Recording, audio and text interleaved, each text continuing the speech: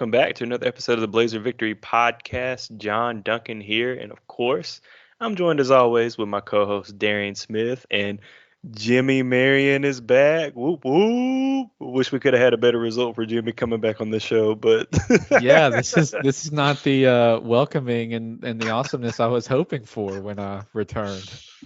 oh, trust me, Oh we. shoot, Jimmy, watch out. Trey Moore is behind you. Trey Moore is right Oh my behind you. I promise. Oh shoot, He's in sack fumble. Birmingham. dude, they I'm still ate. holding on to Baby Hampton. He didn't get Baby Hampton from me, so we're good. Good, good.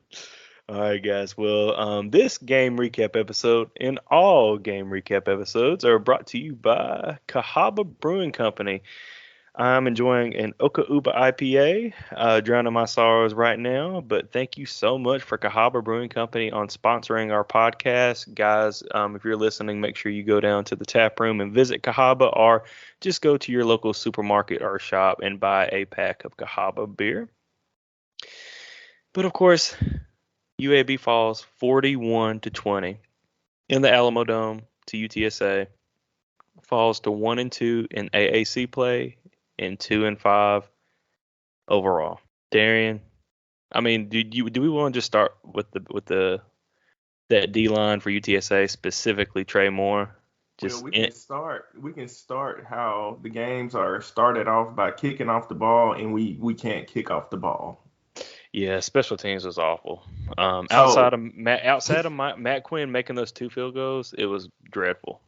we can't kick off the ball. Like we resorted to kicking the ball out of bounds. Like we can't. We don't have a kicker to kick off the ball. Like, and so you're already putting your defense that's not the best defense. You're already putting them in situations that they shouldn't be put in. Almost every team in the nation has a guy that can at least kick the ball through the end zone. Not asking for much here. Like just kick it through it, or at least make them think about it when they return. At least if they return it, have them return it from like their goal line or their 1 yard line, or maybe the 2 yard line or something, to where we can make a tackle, but not returning it from the freaking 10 yard line. Yeah, and I don't really get it, Darian and Jimmy. Like I know they had the really good return, but I mean, outside of that, like it's what you said. We would just booch it or just kick it out. Like, yeah, they had a really good return, one really good return, but why didn't we just keep just trying to kick it deep? I mean, were we just scared that much by that one good return to just say, oh well, we're just gonna try to booch it and squib kick it, and obviously none of those worked.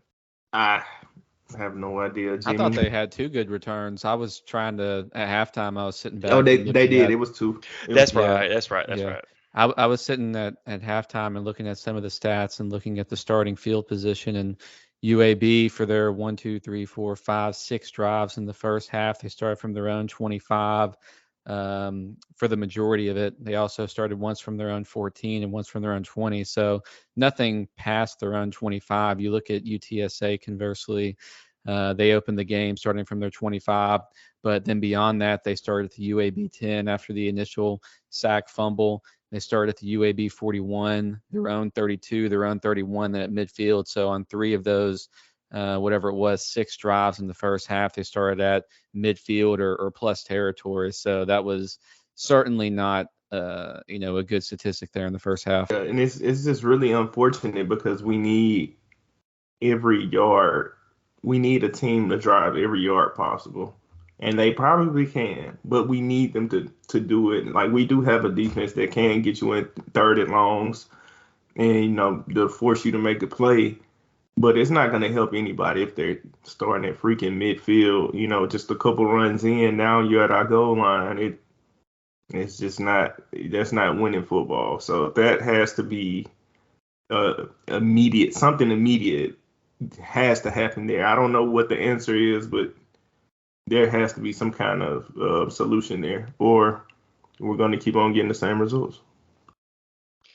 Yeah, well, looking at the defensive side of the ball, I mean, losing swoops in the first half to that targeting penalty, and I mean, I think we all three agree that that was a targeting penalty.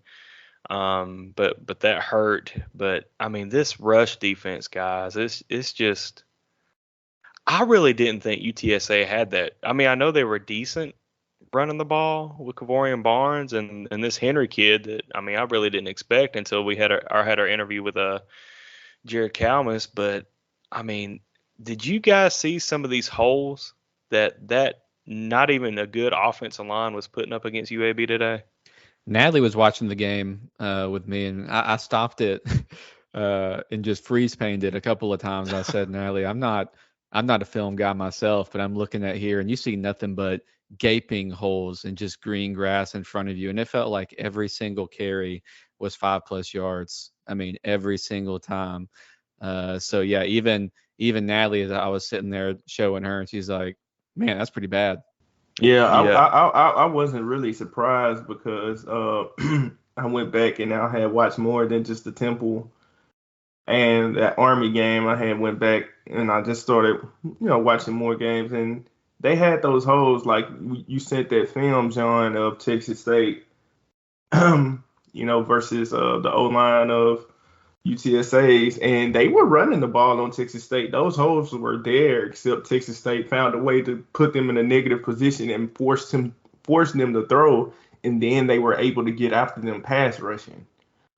Like they put them in disadvantage. They rolled the dice and won and got them into 2nd and 15s, and then they were able to pass. I even amended the things that they did are things that we talked about.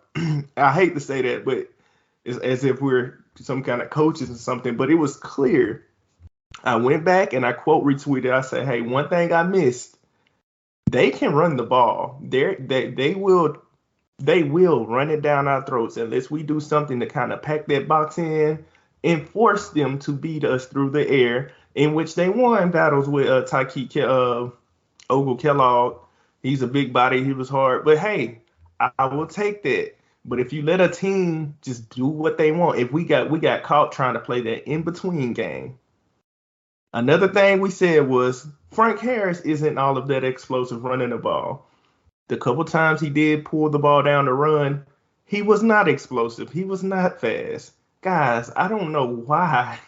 All we need is to dedicate one guy just to not bust an assignment. But for the love of God, man, like I don't know why we weren't selling out, kind of like packing the box.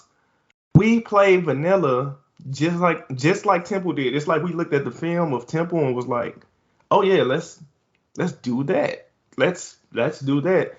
We just lined up and got gashed over and over again, and that was killing me to my core because I do feel like staff wise, this was not our best coach game, and we're gonna talk about the offense, and we already talked about special teams, but just to sit there and let it happen over and over again, no way we were supposed to be in that game down 4 after halftime, and we scored.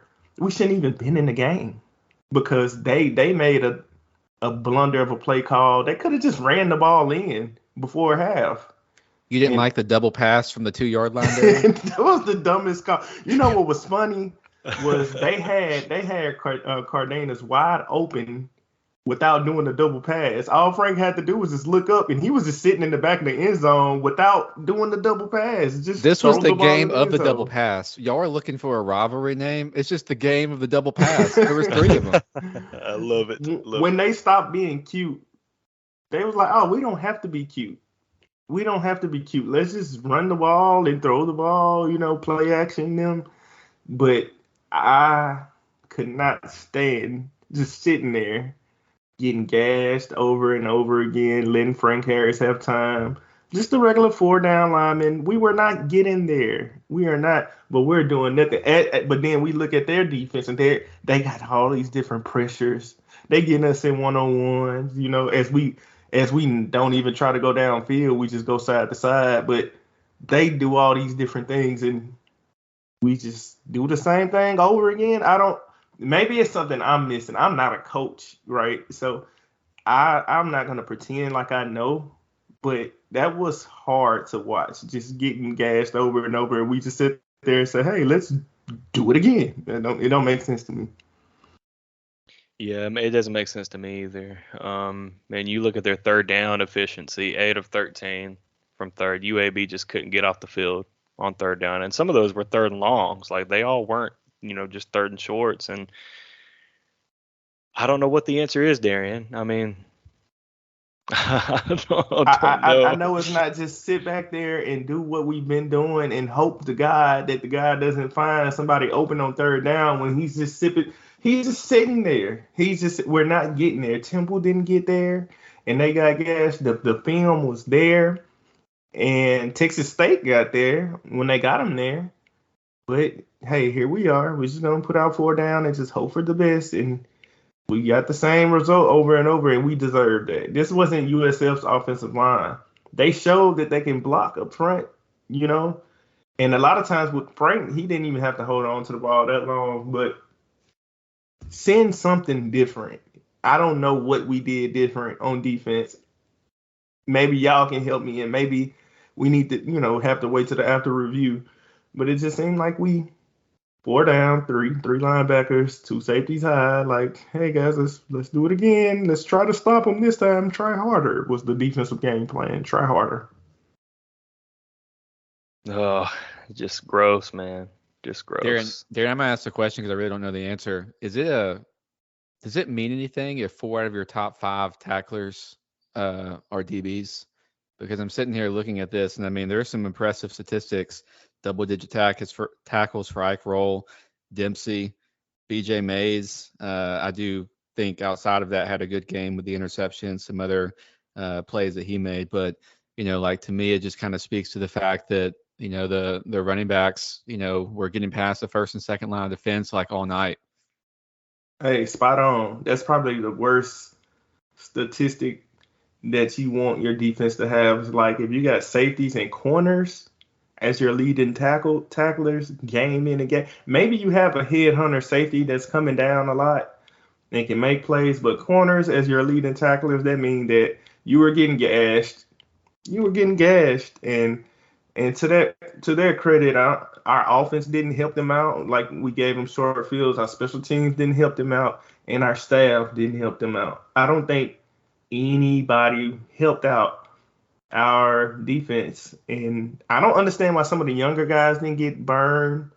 Like Smalls had a really great game, and then I finally saw him get in. He had a good tackle for loss.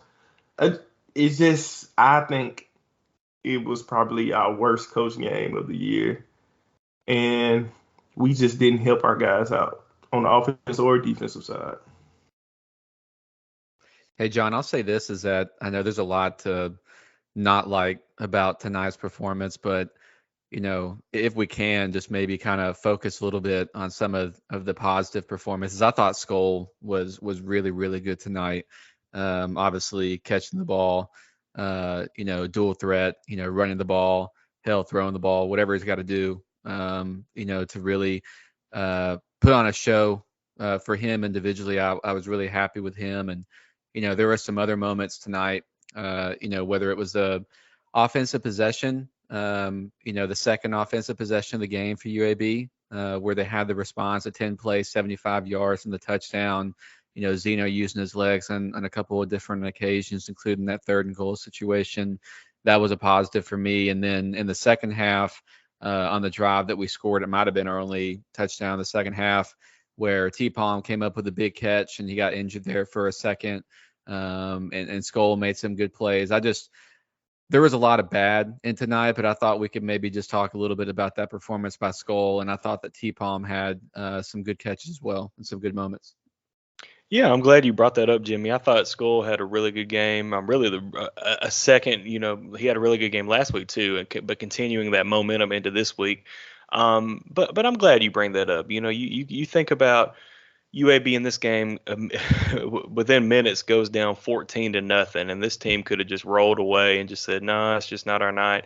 But that second drive by the offense, they responded and made it a game, and really, damn near were in the game until the fourth quarter, or late in the third quarter at least. So you have to give props to the team for not quitting and trying to claw their way back in their game. It's just they just couldn't get over that hump. And, the defense would eventually get a couple stops, and I mean, Zeno would just get sacked, and the offensive line just could not hold up that defensive front for UTSA, especially in the second half. I feel like it got a lot worse. Couldn't Um, hold up Trey Moore. well, yeah, Like, couldn't. Yeah. Yeah, and we talked about this guy. Like, this is what I don't like. I remember number 0 from Georgia Southern. I remember Patrick, I forgot his last name, from Tulane. Jenkins? Patrick Jenkins from Tulane. And then we talked about these dudes, man. We talked about Trey Moore. Talked about him in depth. Like, hey, this is their dude. Obviously, it pops out on film. And this is why I'm so frustrated. I want to give props. And Skull did have a good game, but I'm such a process-driven guy. I'm not a. If I was a math teacher, I'd definitely be a show me your work type person. Don't show me the results. I want to see the work because that's what's important. That's what you can carry over, and that's why I'm so big on film. And I knew this dude was gonna be trouble. Like I knew this dude was gonna be trouble. Anybody that watch film know that, and if you watch film, you will know that we don't have the best pass blocking offensive line.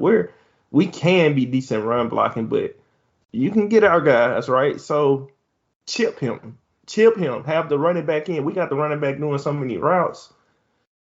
They're sending blitzes, they're getting one-on-ones, and he is eating up. He changed that game. If you take Trey Moore out of that game, it's a lot closer. I don't think we win, but it's a lot closer than what it was because he was the guy making those game-changing plays. That strip sack, that was him. All of those killing our momentum, third down, fourth down, that was Trey Moore. And they moved him around, especially they got him locked in on our right tackle. They got him like in. It wasn't even fair to Tater because Tater was trying. It wasn't a bust.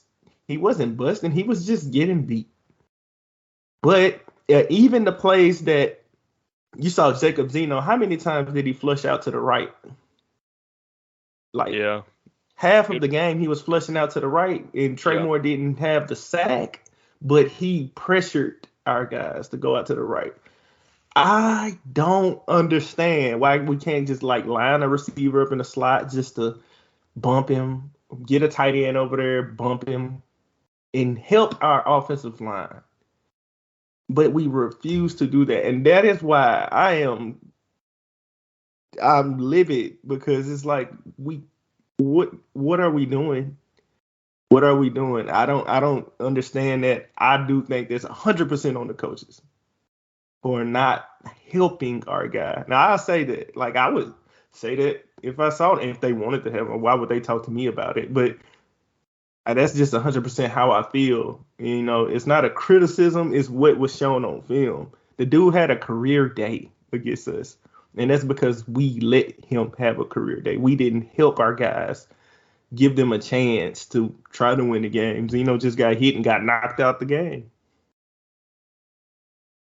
Yeah, and I mean, I do want to give props to UTSA. I thought they played one hell of a game, and Jeff Traylor and that staff, coached one hell of a game. So I want to give props to UTSA.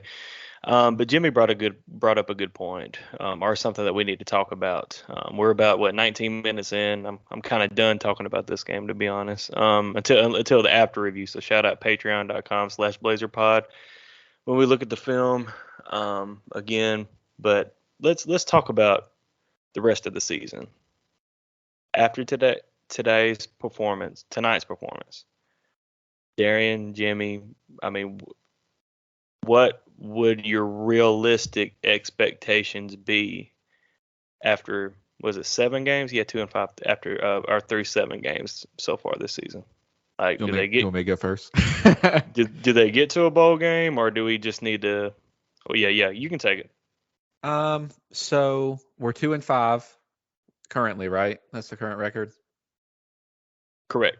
So I would say it's easy to say that we will not be favored the next 2 games. Memphis at home and FAU at home as well. And Oh, I thought you were talking about the bye week.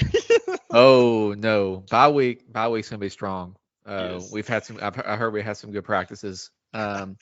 So I would say we're not gonna be favored to win those 2 games. I think those are gonna be tough. I think those are gonna be tough games to win.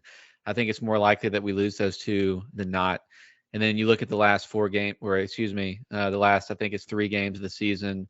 I'm thinking of the Navy, Temple, and North Texas. I'd like to think that we can win 2 out of those 3. So what does that put us at 4-8? Most likely, the over/under coming year was 4.5. I know I was sure as heck hoping for bowl eligibility, if not more. And it's not to say that cannot happen, but even going into this game, I know in our group text we were talking here recently, like they showed some of the ESPN predictor measurements, UTSA's remaining schedule tonight.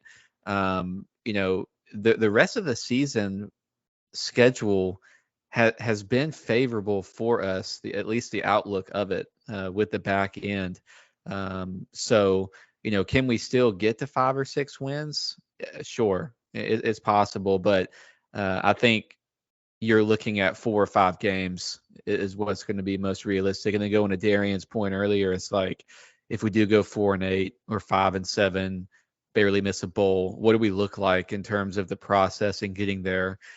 Do we have another one of these games where there's a lot of disappointment in performance, or are we able to end the season with some consistency in the process, or in terms of the process is certainly what I know we'll be looking for. Yeah, I don't know. I think the thing about this team that makes it hard to quantify, like looking at the games that we could win or not, is I think we clearly shown that we are not just gonna get beat down, right? Like we can stay in games, but I think significant growth has to continue to happen.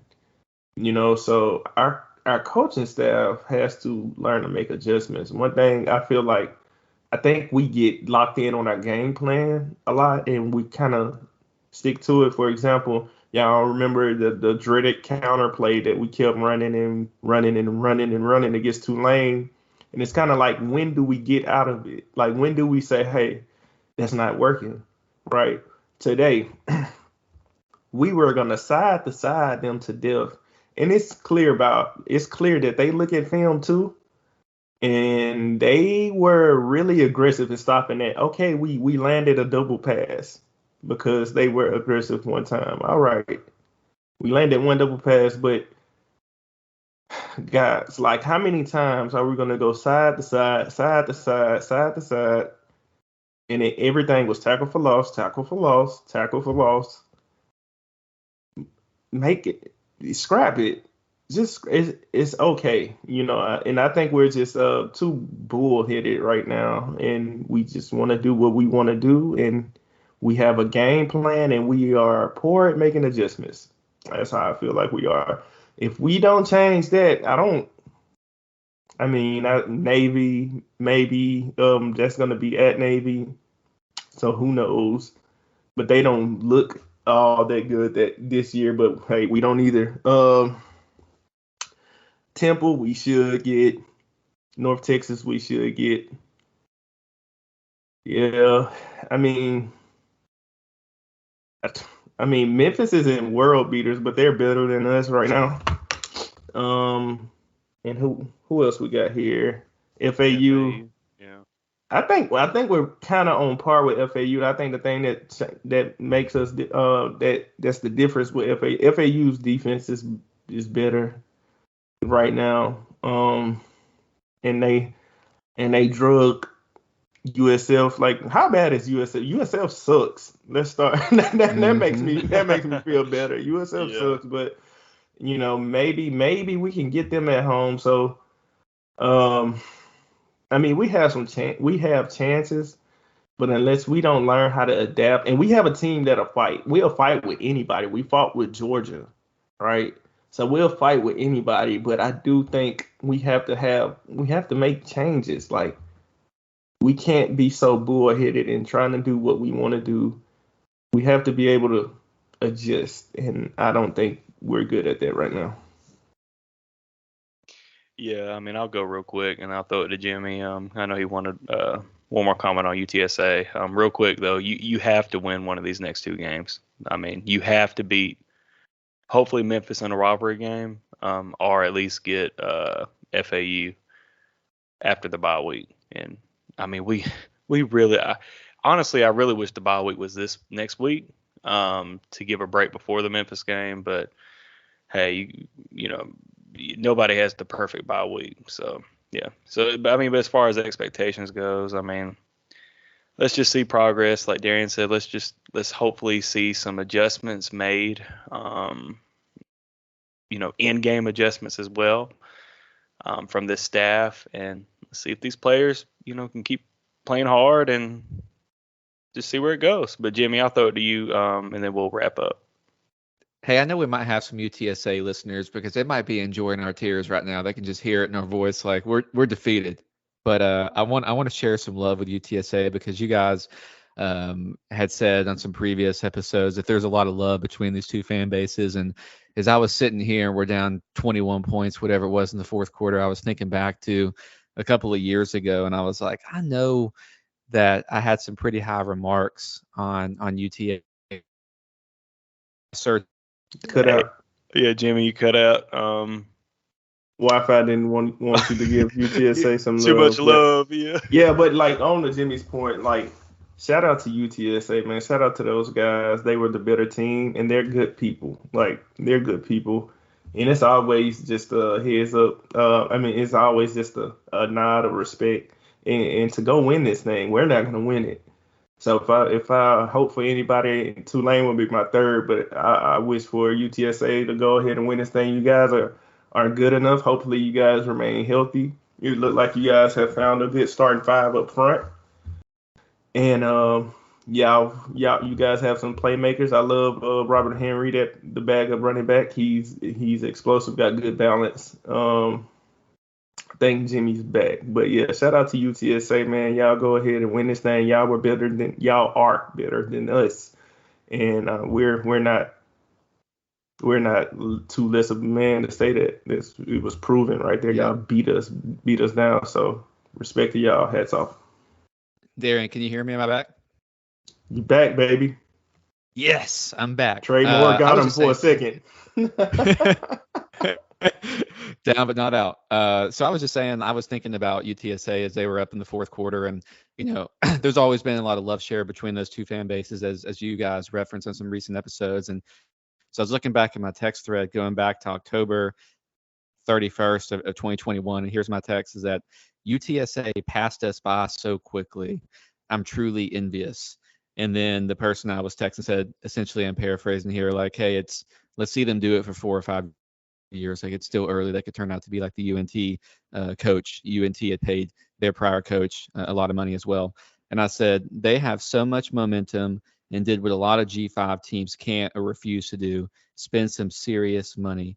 I'm jelly, but also excited for them and to see what they're going to be able to do in the AAC. And I did also quote, "We will still own them in basketball, though," which is true. But I just want to say shout out to UTSA, because going back to 2021, they dropped the bag for trailer, $2.5 million, I think it was. And, we had things going as well. But that was a real, just like, they were showing that they were big time. They knew they were going into the AAC, and they spent the money and they put the time and the resources in to make sure they had their guy. And yeah, they're 3-3 this season, but back-to-back conference championships. And then you saw the graphic on this evening's game about the rest of the season schedule. They're gonna get close to probably run the table the rest of conference if they play like they did tonight. And I just have a lot of respect for that UTSA program. And before we wrap it up, I just want to have a little perspective on us guys again. And I know people don't like to hear this, like I said, but I'm too process driven to be caught up in emotions all the time, right? We can have our criticisms. It doesn't change the fact. Brand new coach, a team that'll stick in the game. See, so we have a brand new coach, a brand new staff, and we have players that'll stay in games. We have to give this staff time to learn, to go through bumps. This is part of the process. While I am frustrated, I was the most critical of the staff of the game today. At the same time, there's also a macro perspective to this all. In order to like get better and to appreciate the sunny days, you have to go through the rainy days. We are not exempt from the process. We lost our entire offensive line. We lost our whole linebacking core. We lost our safeties. We lost guys to the NFL. Like, we lost a lot, right? And we tried to replace them with guys that were on the roster that didn't play a lot last year, and then we brought in a whole bunch of high schoolers. The process is I still believe in the process. I'm still excited for the future of this team. We have good players. They are young on this team, and we have good coaches. I believe that. I just think we have to give them time. They have to grow. The players have to grow. I think they've shown they can grow. It was a good thing. Like, going into the season, I wouldn't even thought that we had a chance to beat UTSA, to be honest. It was in the Alamo Dome, and we know this team. They returned so much continuity, so much. They have a 6-7 year quarterback, yo. Like, they won conference with him. They've killed us, and I thought that we had a chance to win going into this game with this young ass staff and all these young players that we had. I still thought we had a chance. They ripped our heart out, but we were there somehow, some way. We were there, and then they kind of steamrolled us. But all that to say is we have a lot of good stuff going on right now. It's the process. Next week, we'll see, have they grown? Have they learned from this? We have to give them space for that.